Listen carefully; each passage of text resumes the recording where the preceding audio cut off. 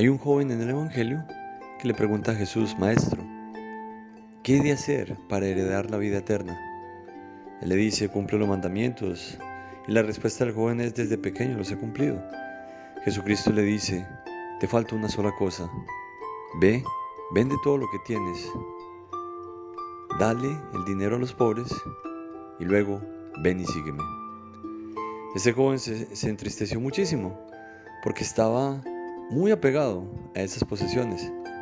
Jesucristo lo puso a elegir entre Dios, entre su seguimiento y sus posesiones. Y dice la palabra que se entristeció muchísimo porque eran muchísimas las posesiones y prefirió sus propias cosas al seguimiento de Jesús. Quisiera preguntarte a ti: ¿quién es el más importante en tu vida? A veces nosotros nos apegamos demasiado a las cosas materiales y por encima de Dios a veces colocamos nuestro celular, nuestro televisor, nuestra casa, nuestro carro, nuestra moto, tus hijos, tus papás, por encima de Dios. Y hoy es necesario que nosotros nos cuestionemos, nos preguntemos: ¿quién es el más importante en tu vida?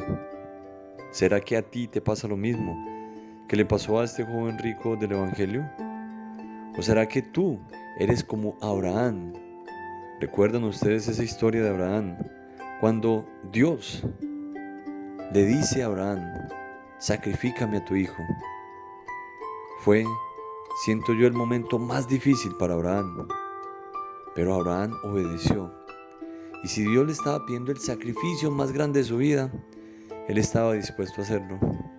Y por eso, por ese estar dispuesto, Dios le dio abundantes bendiciones a Abraham por haberle sido fiel, por haberle elegido a él por encima de todas las cosas, a pesar de que era su hijo, la gran promesa que Dios le había prometido.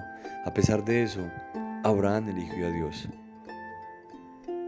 Generoso no es aquel que da muchísimo, porque quizá nosotros podemos entender mucho mejor. ¿Se acuerdan ustedes de ese momento en que en el templo algunas personas estaban llevando sus limosnas y de repente llegaban esos hombres con sus vestiduras aparentando ser muy ricos y dejaban grandes donaciones para el templo? Y de repente llega una pobre viuda que tenía muy poco para vivir, o no para vivir, sino para sobrevivir. Y todo eso lo da en donación al templo. Jesucristo, maravillado, admirado de eso, le dice a los apóstoles: ¿han visto quién fue el que dio más? Y en medio de ese diálogo que tiene, le dice a aquella pobre viuda que lo poquito que tenía para vivir lo donó. Esa persona es la que ha sido más generosa. Y quizá a nosotros también nos puede suceder lo mismo. A veces parece ser que somos muy generosos porque damos de lo que nos sobra. Pero qué difícil es dar de aquello que obviamente nos pertenece, pero que de pronto estábamos decidiendo hacer otras cositas y de repente hemos querido ser generosos. Para entender este tema, la generosidad, quisiera compartirles a todos ustedes una hermosísima reflexión que leí. Hace muchos años, cuando trabajaba como voluntario en un hospital de Stanford, conocí a una niñita llamada Liz. Ella sufría una extraña enfermedad.